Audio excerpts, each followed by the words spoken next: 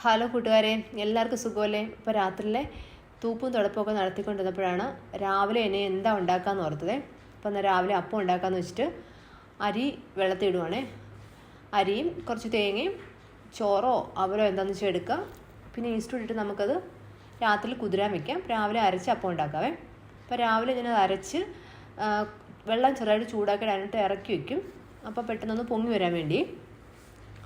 അപ്പോൾ കുഞ്ഞുങ്ങൾക്ക് കൊടുത്തു വിടാൻ വേണ്ടി ഇന്ന് പയറ് മെഴുക്കോട്ട് വെക്കാൻ അരിഞ്ഞു വെക്കുകയാണ്. പിന്നെ ഒരു തക്കാളി ചാരം വെക്കാൻ നോക്കുക.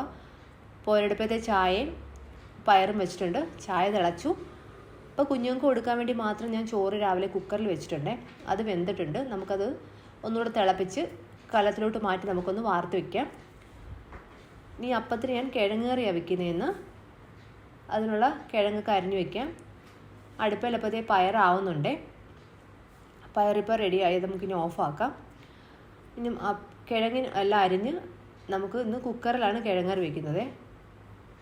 കിഴങ്ങ് കട്ട് ചെയ്ത് കഴുകിയെടുക്കാം. കുക്കർ അടുപ്പത്ത് വെച്ചിട്ട് എണ്ണ ഒഴിച്ച് ചൂടാവുമ്പോൾ സവാളയൊക്കെ വഴറ്റി അതിനകത്തോട്ട് മല്ലിപ്പൊടി, മഞ്ഞൾപ്പൊടി, പച്ചമുളക് മാത്രമേ ഇടുന്നുള്ളേ.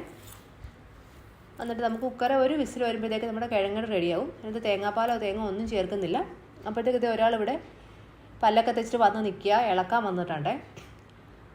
അപ്പോഴത്തേക്ക് അപ്പത്തിൻ്റെ മാവ് പൊങ്ങി വന്നിട്ടുണ്ട്. നമുക്കിനിയിപ്പോൾ അപ്പം ഉണ്ടാക്കാവേ. അപ്പത്തിൻ്റെ കല്ലാണ് ഇത്.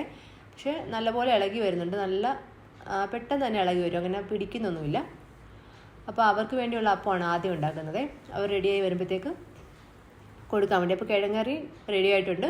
ഇനിയിപ്പം ഒരാൾ അവിടെ റെഡി ആയിക്കൊണ്ടിരിക്കുക. അവൻ വന്നിട്ടുണ്ട്. അപ്പോൾ അവന് നമുക്ക് അപ്പം അങ്ങോട്ട് കൊടുക്കാൻ കഴിക്കട്ടെ. ഒരാൾ വന്നിട്ടില്ല. അപ്പോൾ ഇന്നത്തെ വിശേഷങ്ങൾ ഇത്രയേ ഉള്ളൂ. Okay, by.